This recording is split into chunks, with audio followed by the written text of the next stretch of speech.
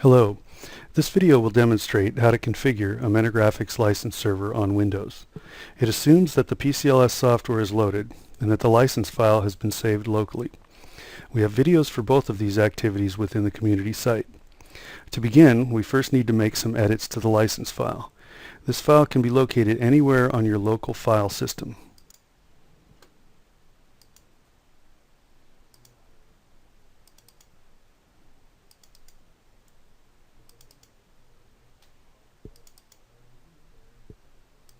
The first edit we need to make is to replace the field Put Server Name Here with the actual server name of this computer. We can use LM-Tools utility to find out the actual server name of the computer. You go to the Start menu, All Programs, MetaGraphics Licensing, and select LM-Tools. From here, select the System Settings tab. You'll find the computer name listed here, and you can copy and paste it into the license file.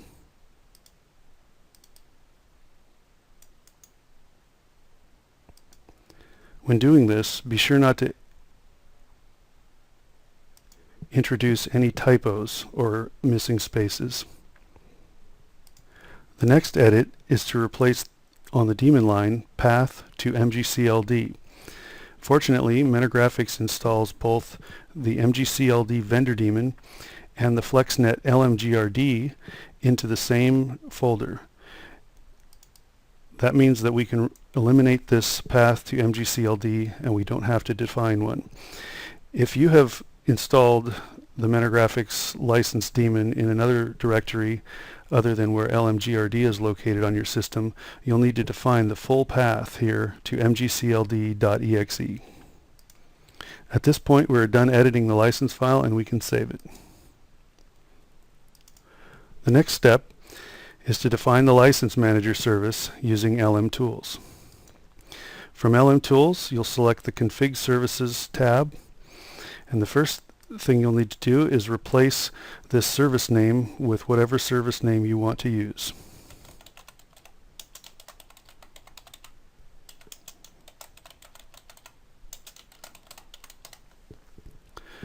Then we'll fill in the information in these following fields.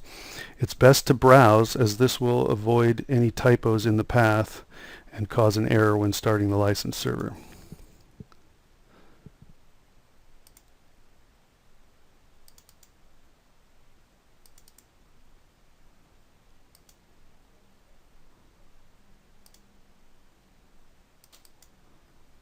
You'll notice that my license file is not appearing in this browser window. This is because FlexNet looks for .lic and .dat by default.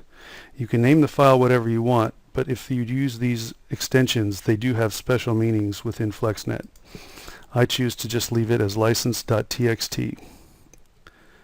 For my log file, it's convenient to select the path to where I store my license file, copy and paste that into my log file path, being sure to add a different name other than the license file.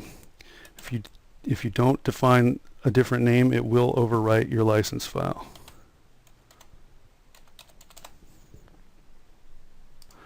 I select Use Services and Start Server at PowerUp.